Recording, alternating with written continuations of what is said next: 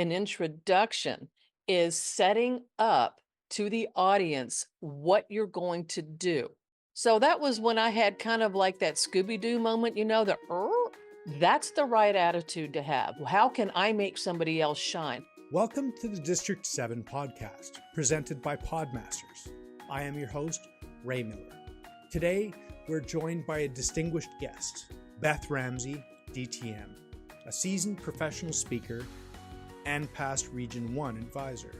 Join us for an engaging and insightful conversation that peels back the curtain on the world of professional speaking. We ask the question any one of us may be asked, are you getting paid for this yet? Stay tuned.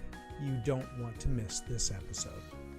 I would like to introduce our past Region 1 advisor, Beth Ramsey. How are you, Beth? I am wonderful and fabulous, Mr. Ray. How are you?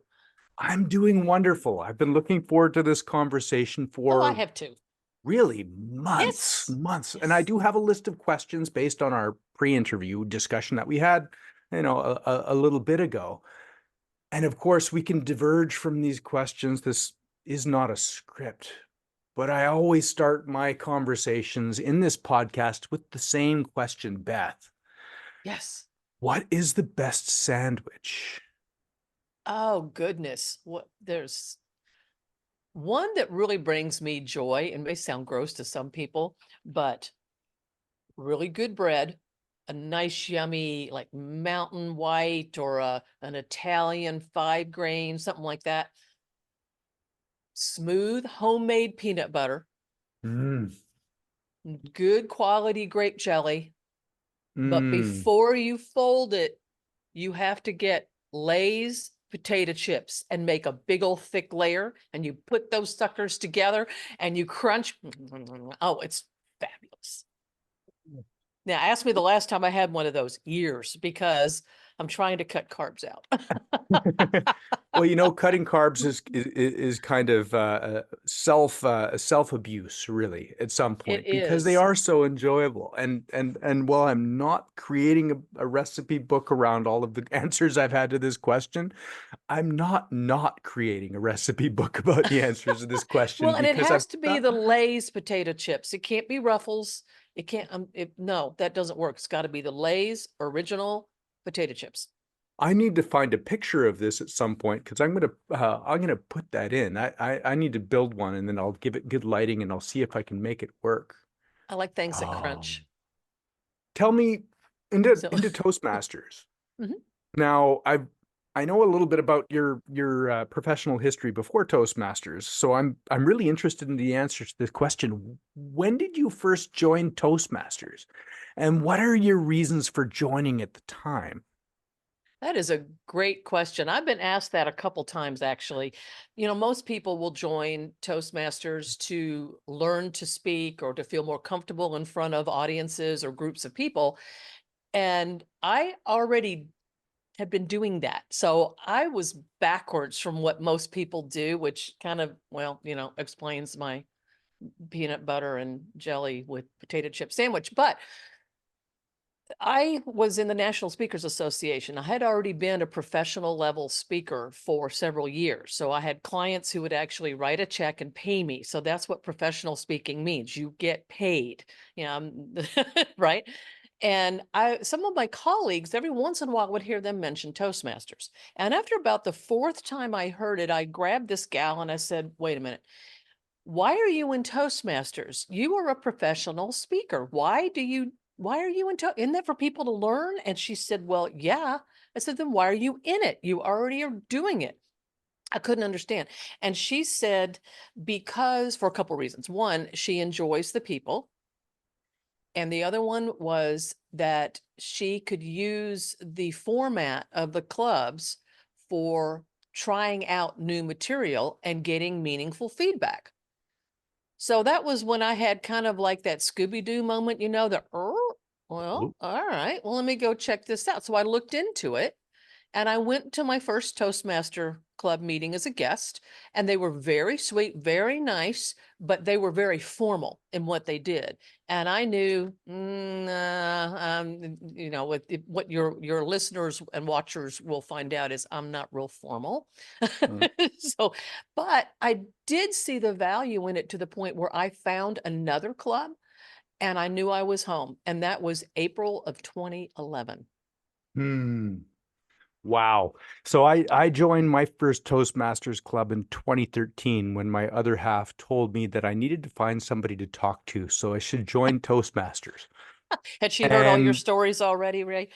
yes, but I'm really interested in that answer too, because I also have a speaking, not a paid speaking, but a speaking and stage presence from before Toastmasters, because I used to sing on stage and sing with bands, and I got tapped on the It's shoulder. all stage presence. Exactly. And So I you got got tapped. half of it right there. So, yep. I was and I volunteered for the MS Society, and the chair of a fundraiser event I was at said, "Hey, you should tell your story on stage at this fundraising event." So that was kind of my first standing on stage with notes moment, and it's kind of carried on since then. Sure. Now, I'm thinking about your role as a professional speaker, your background as a professional speaker.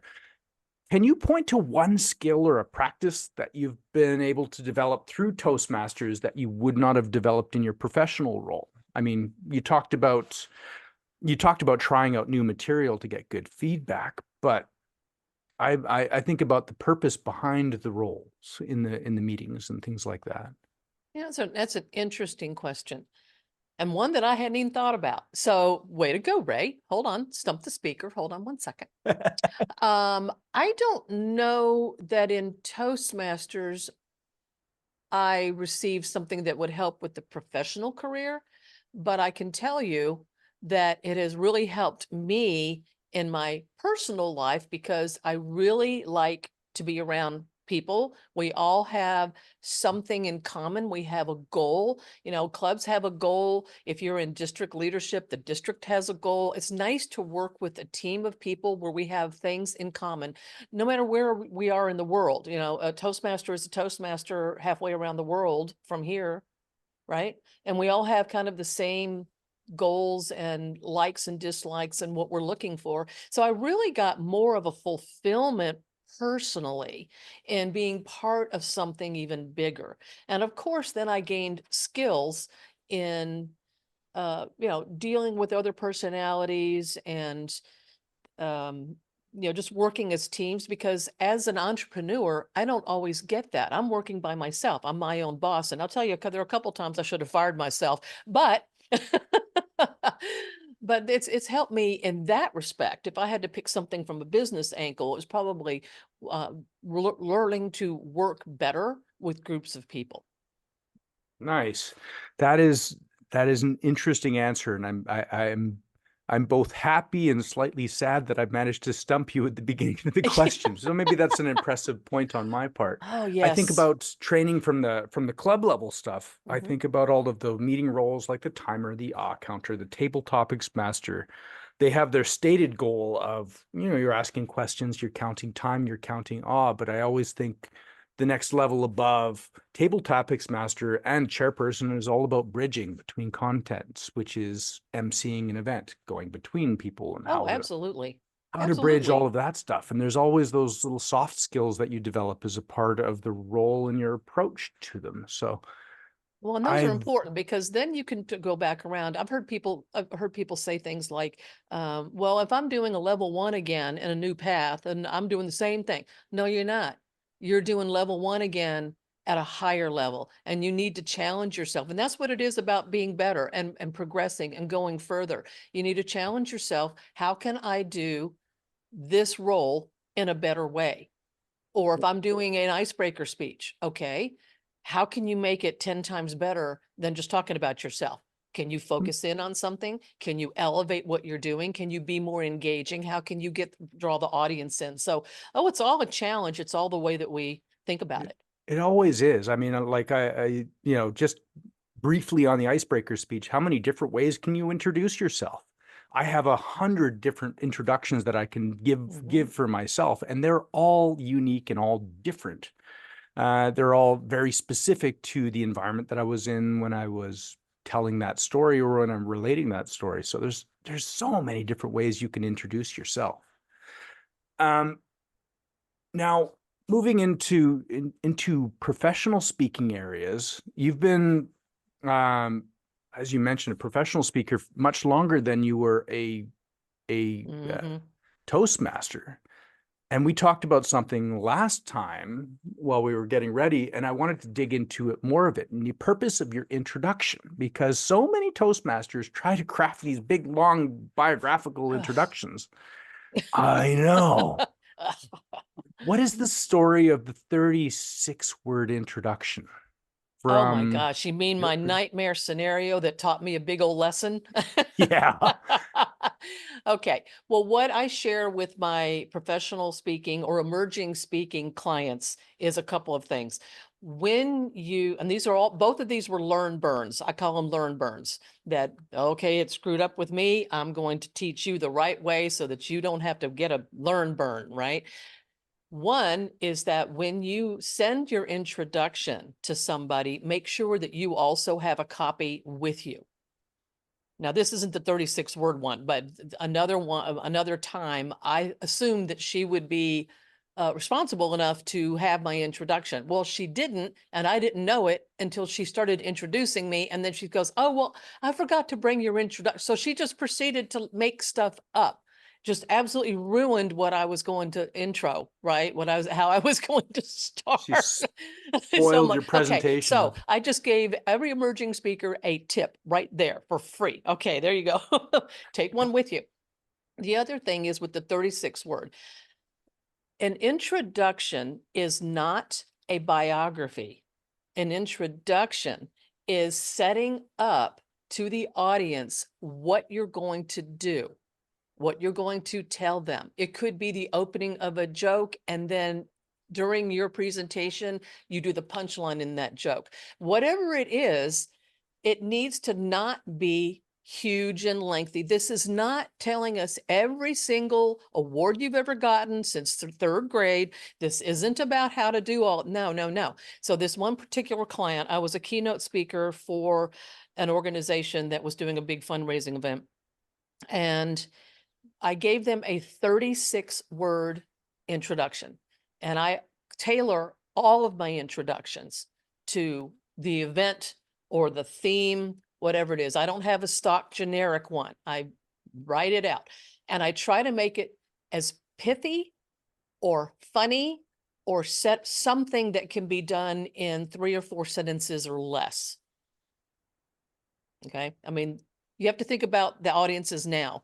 They're used to sound bites. They're used to 30 seconds. They're used to video shorts. They're used to Twitter posts, and the day of 2-hour keynotes are over. The day of, a 10-minute introduction is over. We're not doing that. So I sent this client 36 words for my keynote, and the lady got it. I know she did. I had my copy with me. I brought that with me. And as I'm off stage and I hear the woman that was opening the event was welcoming the audience, welcoming the sponsors, doing all the things, there were several hundred people out there.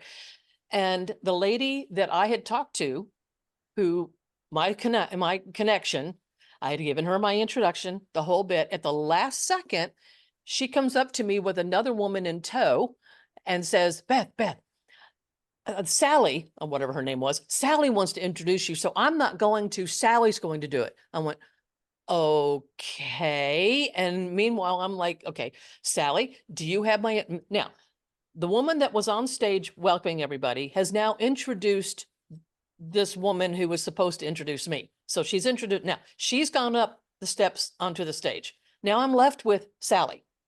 Sally, do you have my introduction? And then as the woman on stage is introducing Sally to introduce me, I know that sounds weird, but we've been to events before where you have, that's how you do it. telling me, well, you know what, Beth, I read your introduction and it was way too short and I added things. And meanwhile, Sally's getting introduced. Sally starts to walk up the steps and oh my gosh, Ray, I'm telling you, I almost grabbed this woman by the ankles as she's going up because no, my introduction is important. I need it to be read as I wrote it. And she's telling me as she's walking up the steps, oh, I added all sorts of stuff. This woman proceeded to basically read my entire website. Read my entire, and if anybody has a business and you have a website, what do you have on your website? You have sales, marketing information, you have, you know, you're doing it. It's not a speech, it's marketing. So she, I was mortified. So in the meantime, I'm going, how am I going to start this? So I had about 30 seconds to come up with a whole different new introduction on how to start my presentation because she absolutely ruined it. Ruined it. And that's the challenge that I have found over the 20-year career of professional speaking is that when you speak for organizations or companies, you will find that most people don't like to be on stage, right? They don't want to talk to people. They don't want to be in front of a group, right? So what do? Well, I don't know. Who wants to introduce the speaker? And you have this frustrated wannabe. Oh, I'll do it. I'll do it. And they will proceed to be their own ham, thinking that they're the ones that are on stage. It's all about them. I've seen this happen 1,000 times. So at least in my district, Ray, for TLIs or COTs or conference or whatever it is when I'm speaking or I'm doing a workshop, I know I scare the people half to death because on my introduction in big letters at the top, do not ad lib, read this as exactly how it's written. And it's in big letters and everybody's like, but they do. And I haven't had that problem since, but I'm telling you, these are things that you learn out there in the wild. Oh, And that's why it's important in Toastmasters. You stay on time, you read what's written, you don't embellish. These are skills that we can take out into the real world. That's why it's important. I love it. I mean, comparing into Toastmasters world, we just got through our district level contest season. And we know there's the rules around introducing the speaker. Speaker name, speaker speech title, speaker name. And then they come up on stage. Exactly. And I actually used a bit of your free advice because I was the MC of our district conference Yay. 3 weeks ago. Oh, yay. And they didn't give me the actual script for the agenda until basically the night before the first day. And I was thinking I was going to be introducing some of the educational presenters, but no, I was introducing the introducers the way they had it set up. So they had a specific introducer to come up. So before the educational session started and before the introducers were coming up, I went out to all of the introducers and I got two answers to 2 questions. When did they join Toastmasters? And something silly about them that is not going to spoil what it is, but the intent behind it was, I need to introduce them with some punch so that when they come up on stage, they are pumped and ready to go. Now that's fun. And then they proceeded to do their thing. I did introduce the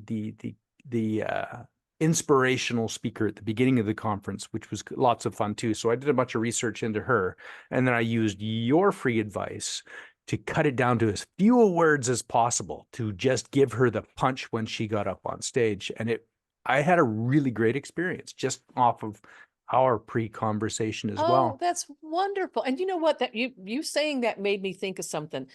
You were being selfless in highlighting the other person. And that is something, here's another free advice to everybody if you're interested. I call it Toastmaster lore is, well, you should never, oh my gosh. I know the first couple times I heard this, I nearly wanted to choke the person. You never thank the audience, they should be thanking you. I was appalled when I've heard that. And I may be offending somebody in your audience now. I'm sorry, but let me explain why. It is a privilege of the platform on a professional level that people will decide to go, get dressed, put makeup on and do their hair, get in their car, drive to where you are. If they're paying for it, which sometimes people do, or if they come as a corporate event or what have you, and do that, come in, and they're taking their time to listen to what you have to share.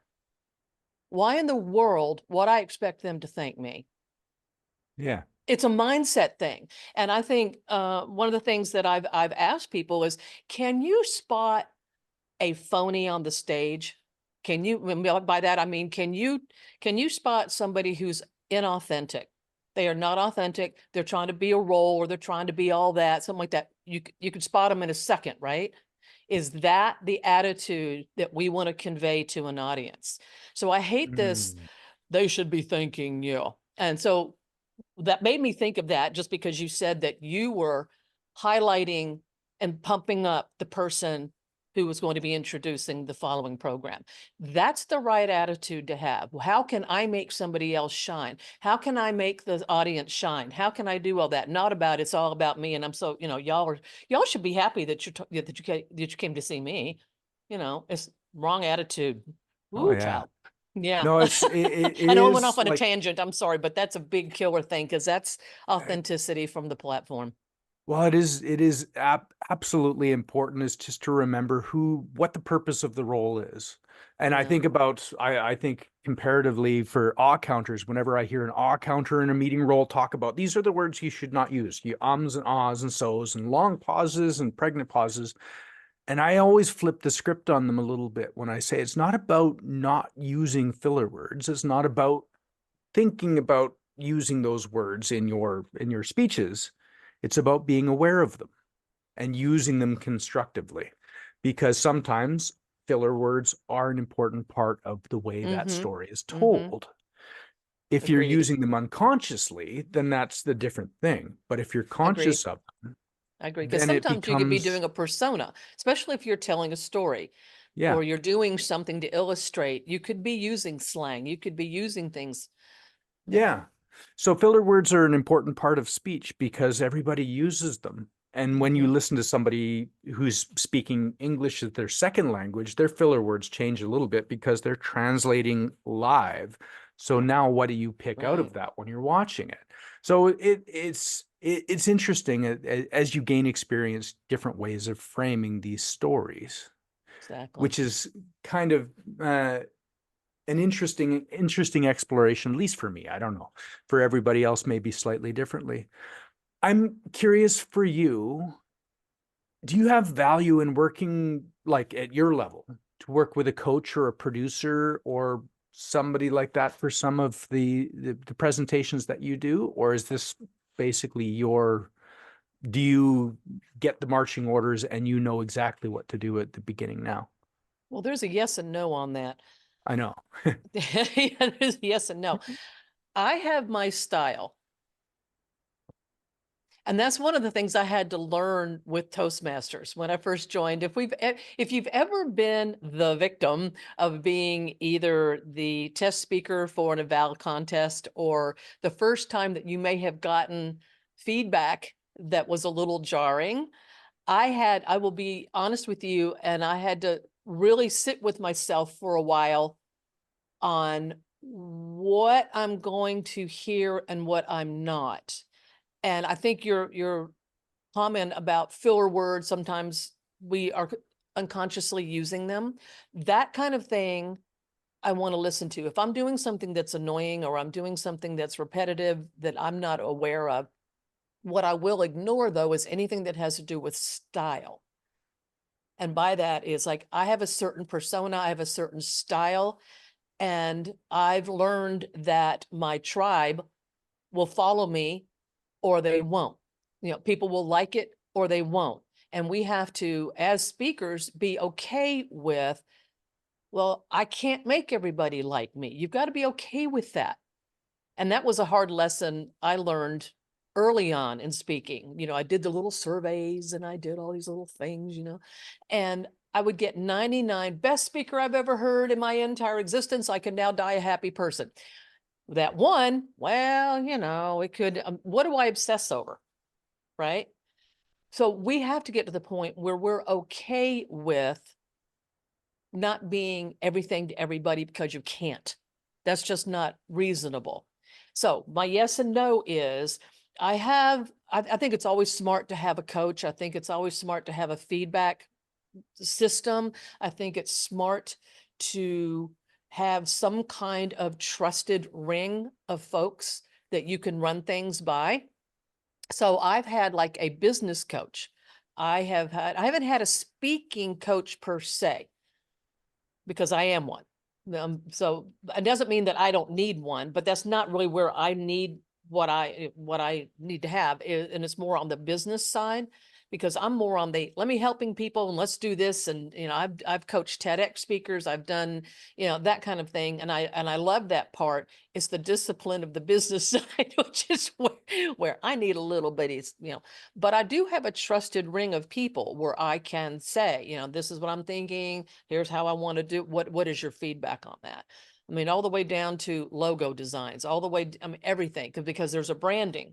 If anybody's ever go into business, you have a branding. So what is it? I hope I answered that. So it just, You definitely yes did. and no. Definitely did. I think Because it's the smart people who know when they need a coach. yeah, and I think that's the important thing to remember is even at the Toastmasters level, when it comes to mentoring, because any new member Mhm. needs to have a mentor to basically coach you through how do you get your first speeches done? What is to get you over that initial fear of like, what the hell am I going to talk about?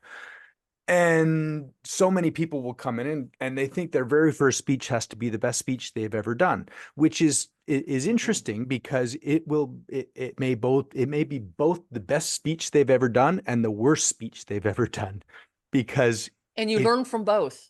and it can be both. And in fact, it will be both, because by definition, every speech you do after the first speech you've ever done is going to be slightly better than the first one you've ever done. So it is both the best and the worst. Hopefully, not Hopefully. always, but Well, hopefully. an important thing is you'll be aware of why it was not as good as you thought it was as you Exactly. gain experience. Well, I've I'm been speaking professionally for what, 20 years now? I I haven't know. done my best speech yet. No. I'm always learning. I'm always honing. I can always be better. Yeah. And the It's journey is like this. yeah. It's not of this.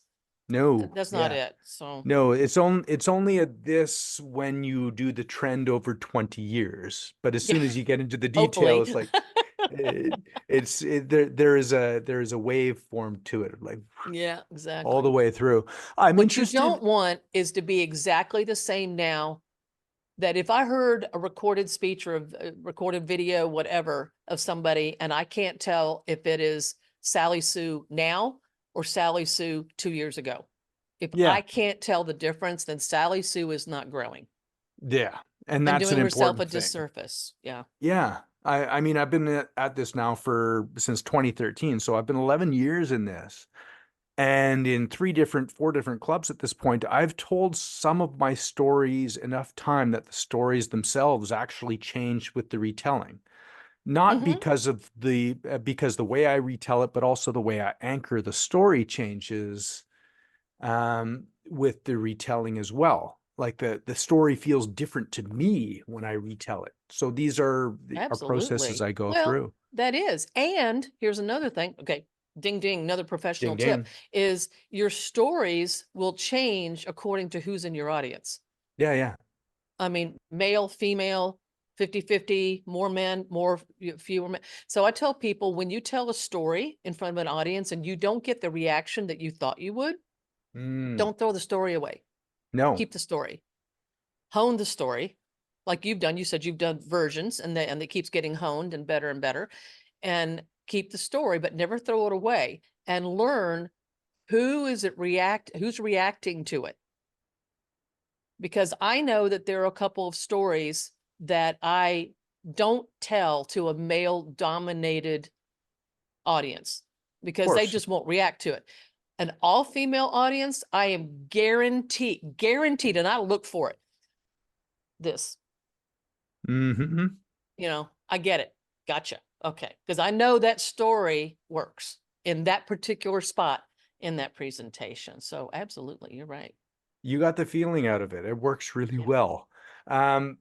I wanted to talk to you specifically about, and I mentioned this in the lead up to today, is I want to figure out the first steps that a speaker might get to in their Toastmasters journey when they finally get that question that is asked to them that says, are you getting paid for this yet? Because I have no idea how I would get paid for any of this kind of stuff.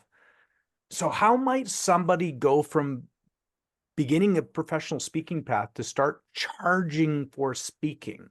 Do they want to reach out to a coach to start, like you, to start working on this, on the structure around this? Or is there a way they can approach it, poke at it a little bit? What's the best way to get started? Well, that's a great question. And if I had a single answer, I sure would give it to you and everybody Yeah. listening. No. It really kind of depends on each person and how they're being approached and where they want to go and what they want to do. What happened to me was I did a lot of organizations. I was going up into higher leadership in several organizations, and I would be speaking on behalf of that organization. And then I would get other groups that go, oh, can you come do that for our group? Well, sure. And so, yeah, I would do that. And then all of a sudden, locally, I started getting the reputation of being a pretty decent speaker, to where I got a referral to somebody who was doing one of those leadership programs. A lot of big cities have those, leadership, Lee County, leadership, Lake, whatever, that kind of thing. And the gentleman who was running that got the referral from a friend of mine, and he wanted me actually just to do that component that is the personality profiling, all the different behaviors and how people get along and what we're looking for in one another, that kind of thing. And we had a breakfast meeting. And by the end of that breakfast meeting, he asked me, will you facilitate the entire leadership weekend, which was 2.5 days? I'm like, Wow. oh, heck yeah. And then he asked that question. Well, so how much do you charge? And again, that was another Scooby-Doo. You mean I get money for this? Holy cow, what? And I panicked because I didn't have anybody telling me what is the price I should be charging. How do I do that? So a lot of trial and error is how I did it. And there's kind of a sweet spot thing of what I've learned now, what I train or teach my clients is there's a sweet spot in pricing. And depending on how you're doing it, the keynote speaking model has changed a lot from when I first started. It used to be I could go in and charge, $88,000 for a 45 minute to an hour and a half keynote. That's okay. And I would even throw in, I'm happy to do a workshop. If it's a conference or something, they're always looking to fill, workshops, things like that. I'm happy to do that. That would be kind of like another sweet spot in there, right? That model's changed a lot unless you are Oprah, Dr. Phil, Andy Andrews, some of these names and people that are already out there, they can command big numbers. So the model that I changed a few years ago was switching to online. And I think most people are going online. I mean, we get all the time inundated with services, products, coaching, things like that online because it's just so easy. And that's what people are used to now.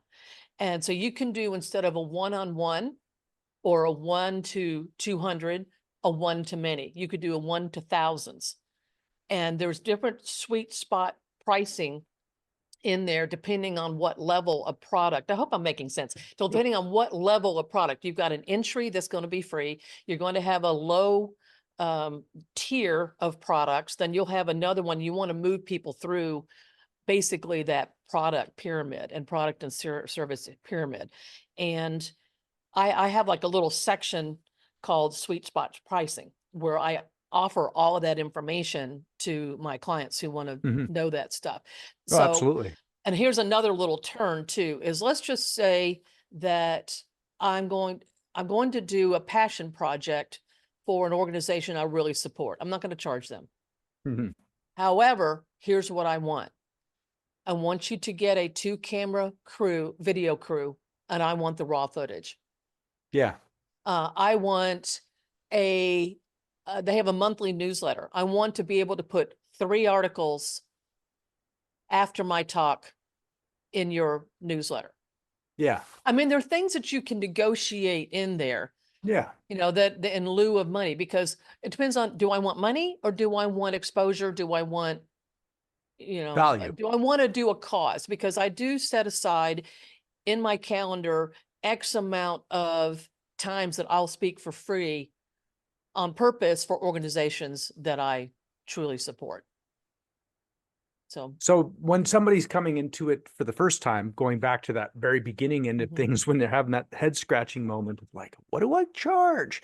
Is there any role with an agency or speakers association at that point? Like that or no. should they just go at I would just go it, and because here's the thing with speakers bureaus, again, that Mm, has also changed. My opinion is speakers bureaus do not want you until you don't need them. yeah. And it's like the same thing with a book publisher. A lot of people think, I'm going to write this book and they're going to go and publish it and sell it and market it for me. No, they're not. They'll print it for you. That's what publishers do until you Yeah. turn into a James Patterson, a John Grisham, that kind of thing. So again, it's like they don't want you till you don't need them.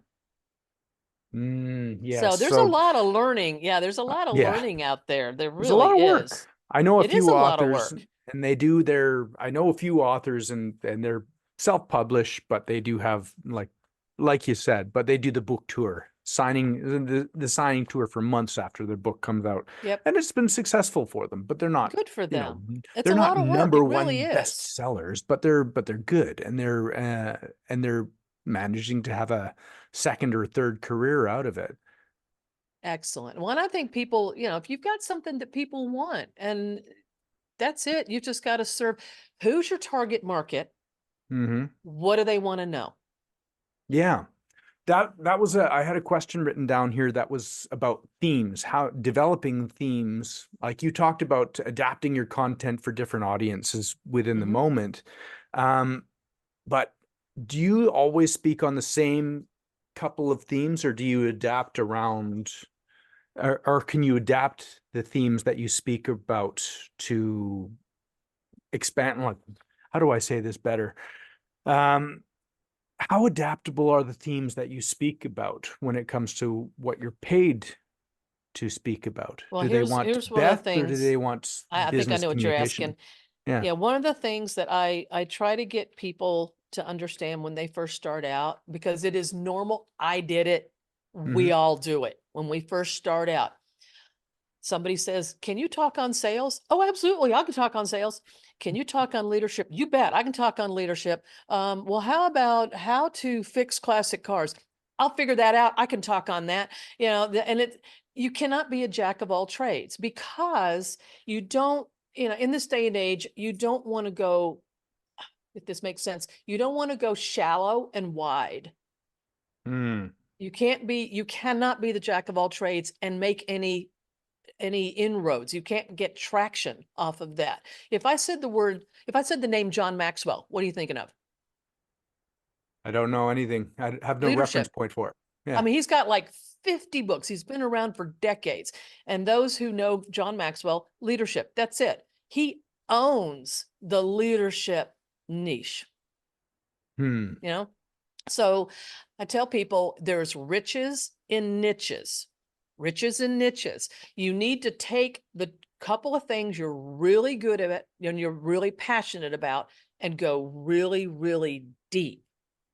And then you become the subject matter expert. So, for instance, to illustrate what you're talking about, one of the things that I really love to do is the behavior styles, Yeah. because it helps people understand one another. It reduces stress. It increases productivity. It gets people to work with one another. And the whole thing is, I'm not asking you to be best friends and go out and have drinks every Friday night, but you got to understand that this is what you're really good at.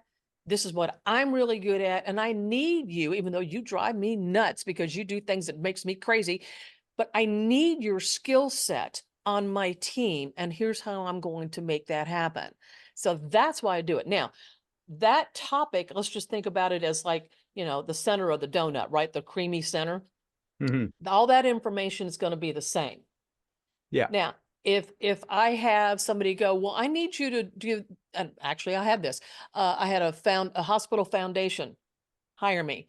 And I trained they had like 30 people who worked for the foundation. Their job was to go out into the public and to businesses and then talk to the C-suite people and talk to the shakers and movers about how to be a legacy funder and how to go and get, I think they had to get pledges for $30 million in a year. Wow. I mean, if I remember that correct, it was like a huge number. But I taught them about what you're looking for in demeanor. If you go in their home, if this is what you see in their home, this is probably their personality style. So here are the words you want to use. Here are the words you want to stay away from. So that is, one way. Then I would have organizations such as, companies like ABC TV, Holiday Inn, American Express, Chico's. Mhm. I had them say, we want you to do this for one was for call center supervisors with Chico's, Yeah. though those are all supervisors. Okay. How to get along with each other at a supervisor level. Then another one was an organization that wanted me to do this for entry level admin. Mhm. Because they all had to work like in a big department. So the creamy filling stayed the same, but how I would, some I would put sprinkles on, some would be powdered sugar, some, so if that makes any sense, the Some info needed the would stay the list. same, Yeah. but I would tailor it to who I was talking to and what that client said they needed. And one of the things that I always ask a client when they're talking to me is, what are the 2 or 3 things you want the people to leave with at the end of what I'm doing? Yeah, Because exactly. if I don't know what they're looking for, how in the world am I going to know if I hit it? And I Mhm. want to hit it because I want to be asked back. And I was asked back to Chico's, for instance, 3 different times, 3 different departments, because I kept hitting what they wanted. But I had to ask that question. Exactly. I mean, that's how you line up what the purpose and the vision statement is. I mean, this is a project. Yeah, well, Who it who, is. who And it's needs like this? when we have our talks in Yeah. Pathways. Yeah, Look yeah. at what the purpose and the goal is and Yeah. practice this. That's where you learn this. Okay, this is what I want my audience to pay attention to or learn from. Yeah. When you're looking at the body movement project in Pathways, it's everything else is not important. Focus on this micro exercise, this Exactly. isolation exercise within the project is going to work on that Exactly. specific thing.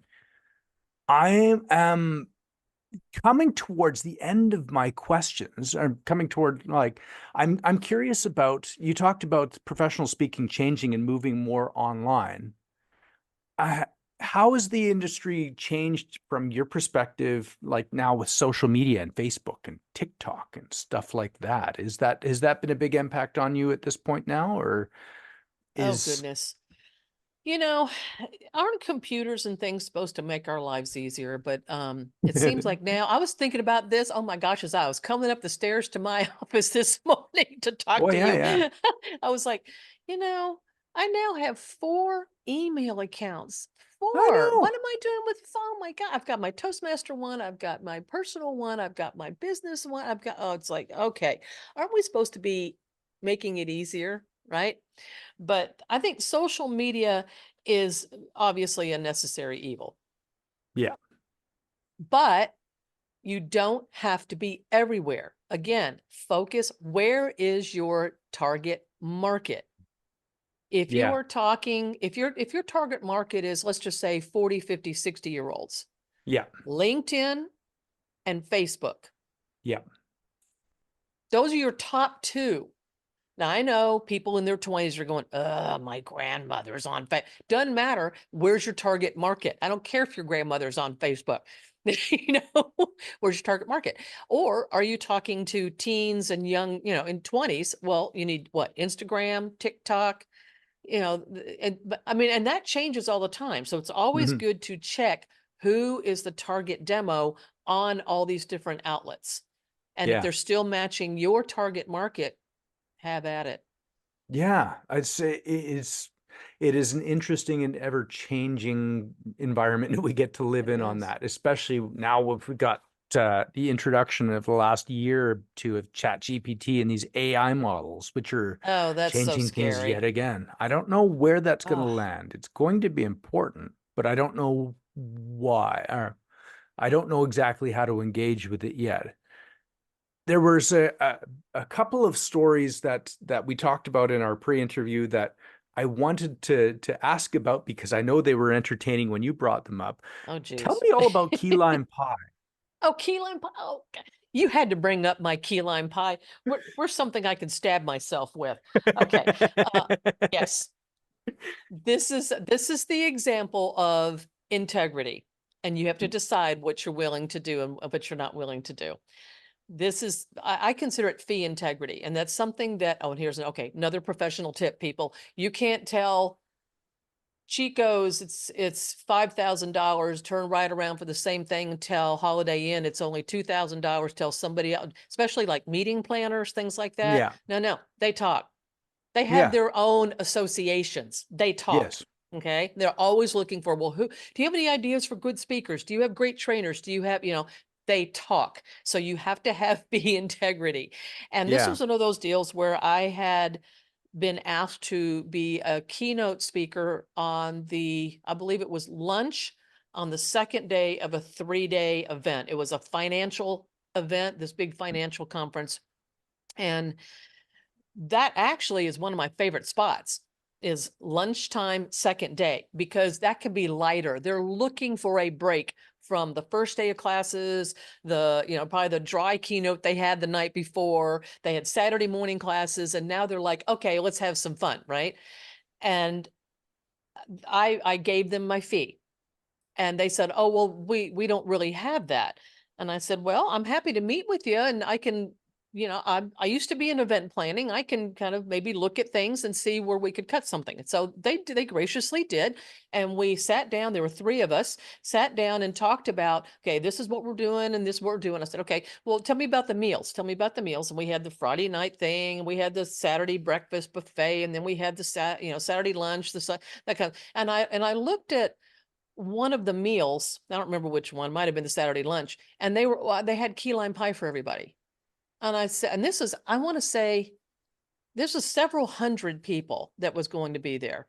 And I said, well, if you just cut out the key lime pie just for this one meal, that is more than what my fee is. Oh, well, we can't do that. Everybody Mm, wants to have dessert. And I went, okay, mm. I can't tell you what went through my head first, because that wouldn't be polite, but but I did have to say my honest reaction was, well, people want to have good presentations as well. And so at that point, I had to make the decision. I had to hold the line, because I was not going to lose out to flipping key lime pie. Key lime pie, Ray. Key lime pie. And so that was a turning point for me. Mm. The integrity. I know I wrote it You down when know? in my notes in our previous discussion, fee integrity and key lime pie. I had to bring that up because it was Yes, such, my painful moment. Thank you. I don't know if it was a painful moment the way It you was a learning expressed it the moment. last time. It was a learning moment. And I think Big that was the learning moment. important point out about it, or Yep. thing to point out. Yep. Thinking about adapting your keynote presentations, have you ever had one of your keynotes interrupted uh, in process Oh and gosh. and uh, and just able to continue out, almost be the thing that everybody else can focus on while something else is going on? Oh heavens. Oh, it's there's so many stories, and every one of them is just hysterical. We've all been, I'm sure we've been in the audience before, where the presenters upstage and they're doing their thing and all of that, and all of a sudden a waiter drops plates or something happens, and everybody, of course, that's what we all do, right? We all focus on that as opposed to the person. um I did have, now that hadn't happened to me, but I've been in the audience before when that's happened. One time I thought this was quite interesting. I had, it was a training for government employees. It was the entire county for county employees. And it was about 350, 400 people. And I had done my, beginning and explanation, and I had them doing table work. So they all had their heads down and they were doing their table work. And I look up and I see 3 policemen come in. They just came in this like a side door. And I had, I had the lavalier, the mic that's in the middle, and you've got the battery pack on you, and I was smart enough to turn it off. But I go over and I ask them, so what can I help you with? And they said, do you have a schematic? Do you know who's sitting at the tables? And I went, no, I don't. And as I'm talking to them, I can see out of the corner of my eye, the woman who hired me was practically pole vaulting over tables to get up there. So she took over and I turned my mic back on and I went back up front. And I don't know if half the people even knew I walked off. They probably don't even know, and they're still doing their thing. And then when they're finishing up their thing and I start talking to them and bringing them back out of the exercise, and I see the policeman go into the back of the audience where a man stood up at a back table, and they escorted him out. And I'm watching all of this go on. And I've still got to keep doing my thing. And luckily everybody was looking at me. So I don't even know if they were seeing any of this. But yeah, and after this event was over, I asked the coordinator, I said, so what happened? What was going on? She said, oh, well, they handcuffed him in the hallway and took him away. Oh my. I don't think it wasn't a felony. It wasn't a murder. I think he was just like a failure of child support. It was something like that, but Yeah. He just had a warrant out. That is Yeah. one of the 2 craziest things. The other craziest thing I'm going to share just really quick, and I know you want to wrap up, is women need to make sure that when you are wearing a lav with the battery pack, Yeah. to Yeah. make sure that you have a pocket or a belt or something that you can hook that onto. And I'll tell you what happened. This is another learn burn. Is I was a keynote speaker for a group, and the back, there's a clip that goes on the back of that battery pack, and you clip that onto your clothing.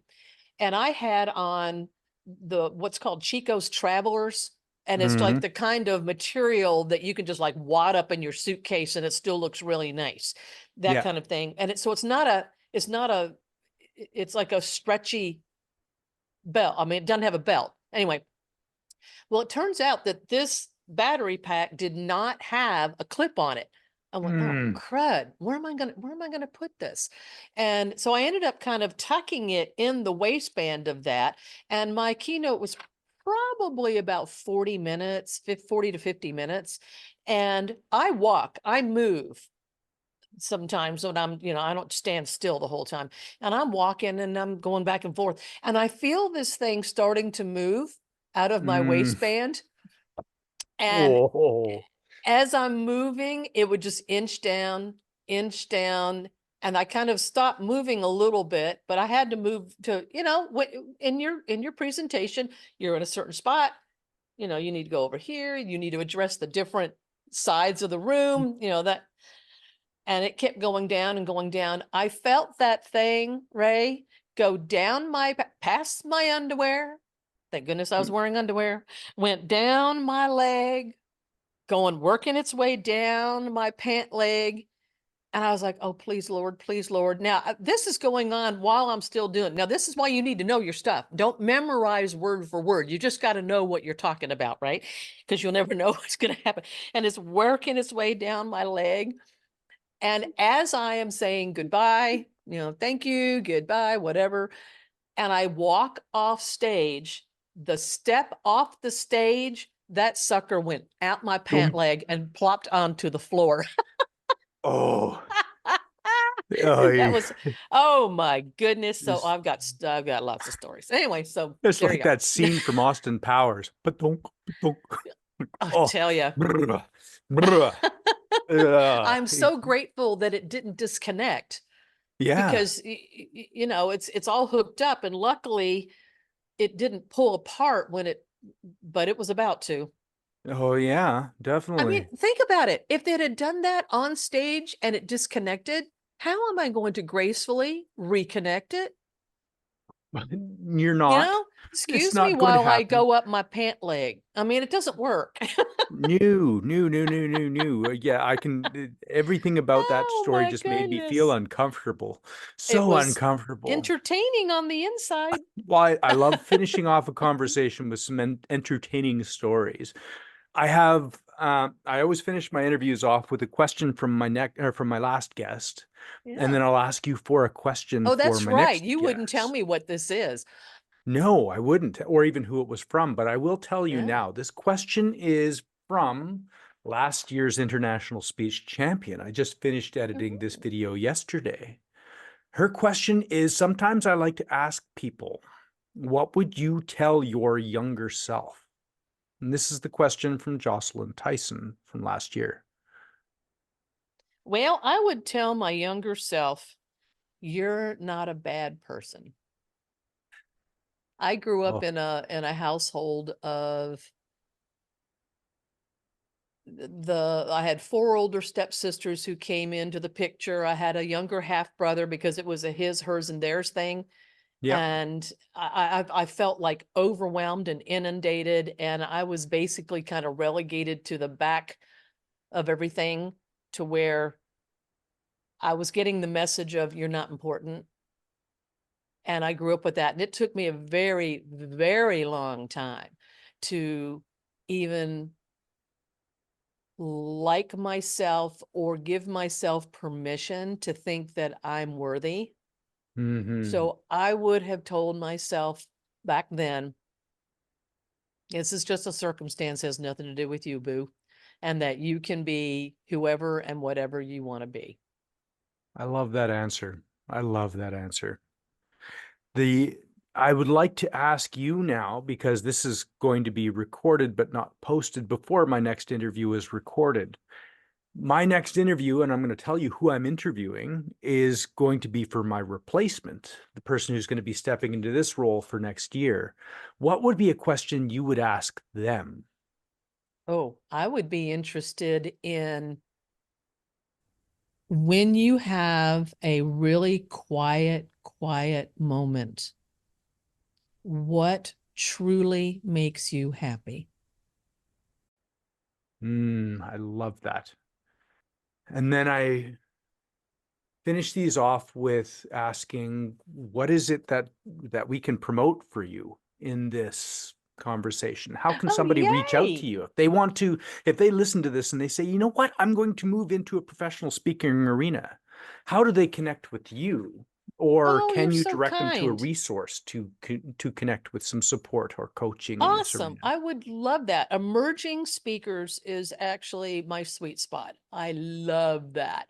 Love helping people, and I try very hard. Let me save you thousands of dollars and lots of years of telling you all the mistakes I've made, right? But you can get a hold of me at Beth, Beth, at fasttrackspeakers.com. Fasttrackspeakers.com. And I Writing actually that have down. a 3-hour kickstart workshop coming up that is where I'll take somebody who's not, they know they want to get their message out, but they're not quite sure what it is or how to price it or what all the parts and components. So there's 3 parts to it. One of them is finding your genius zone. You got to find your genius zone. And the other one is like an A to Z inventory, where we walk through all the different pieces and parts that could be in that genius zone. And then the I've talked about already, the pricing sweet spot, where things, how you would build that product pyramid, that kind of thing. And if somebody wants to get a hold of me, Beth at fasttrackspeakers.com. And if you want to be put on the list to let you know when that course is, it's $1. I'm going to put It's a myself on that dollar. list. I am, Put Kickstart in the subject line, yeah. and I'll send you info. So, yeah, I've got it. It's all there. it's $1. And I'm going to sign up for this myself because I've been asked that question of, are you getting paid for this yet? Enough times that my answer should definitely be yes. And I That's need to excellent. Then move that in. that is your market telling you something. Yeah. My one of my friends asked me, he software QA developer, and he saw one of my speeches over a year ago because he runs an entire team. They were doing a retreat in Costa Rica, and they wanted me to. And he emailed me back when he saw my YouTube video of my finishing my effective coaching path. He said, "Can you give a keynote to my team in Costa Rica?" That's how it starts. That's And it right how there. would you? Yeah. Right there. And yeah, exactly. So that is Ding, kind ding, of ding. yeah. I'm getting the spots, There you go. getting the are you paying attention Bueller question. But Beth, I want to thank you for being my guest. This has been a great conversation. I feel like I learned a lot, and I hope anybody else who watches this learns a lot from this conversation. Question for you, Beth, was the juice worth the squeeze? In regards to what?